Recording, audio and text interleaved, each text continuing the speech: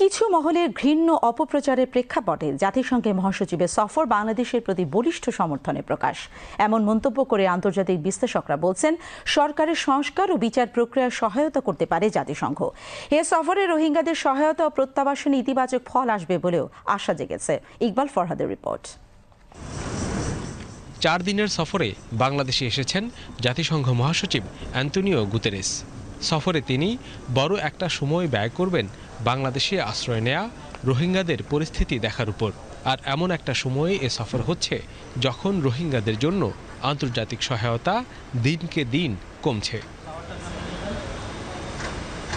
রোহিঙ্গা সংকটের জন্য আন্তর্জাতিক সাহায্যটা কমে যাওয়াটা আমাদের জন্য একটা উদ্বেগের বিষয়। ঠিক সেই সময়ে জাতিসংঘের মহাসচিব এখানে আসছেন এবং রোহিঙ্গাদের সাথে কথা বলতে যাচ্ছেন। তো এই বিষয়টা আন্তর্জাতিক অঙ্গনে, আন্তর্জাতিক মিডিয়াতে আবার নতুন করে একটা গুরুত্ব পাবে।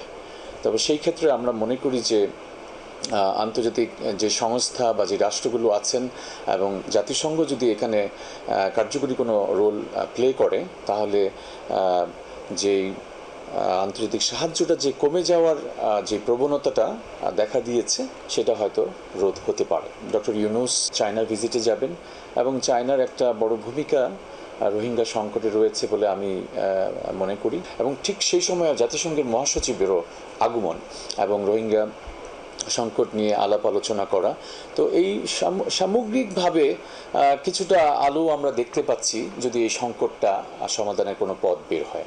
অন্তর্বর্তী সরকারের প্রতি জোরালো সমর্থনেরও প্রকাশ এ সফর, যা নাকচ করছে বিভিন্ন ভুল বার্তা।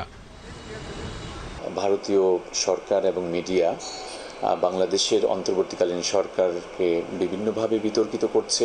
ঠিক সেই সময়ে জাতিসংঘ মহাসচিবের বাংলাদেশের আগমন, ডক্টর ইউনুসের নেতৃত্বে যে অন্তর্বর্তীকালীন সরকার এবং এই ছাত্র জনতার যে অভ্যুত্থান, সেটাকে অবশ্যই আরও শক্তিশালীভাবে স্বীকৃতি দিচ্ছে।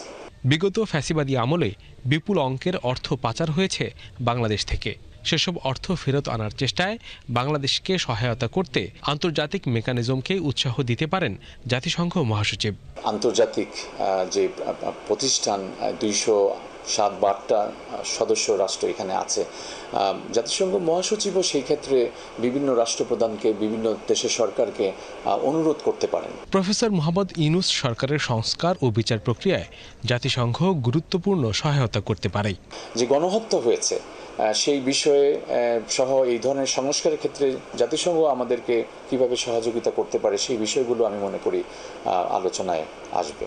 এবং জাতিসংঘ তার অভিজ্ঞতা দিয়ে আমাদের এই সংস্কারের ক্ষেত্রে তার টেকনোলজিক্যাল সাপোর্ট, ফিনান্সিয়াল সাপোর্ট, বিভিন্নভাবে জাতিসংঘ আমাদেরকে সহযোগিতা করতে পারে। জলবায়ু পরিবর্তনের বড় শিকার বাংলাদেশ, ক্ষয়ক্ষতি তহবিল থেকে প্রাপ্য সহায়তা পেতে বিশ্ব সম্প্রদায়ের সমর্থন লাভে জাতিসংঘ মহাসচিব ভূমিকা রাখবেন, এমন প্রত্যাশা সবার। Iqbal Farhad, BTV news, Dhaka.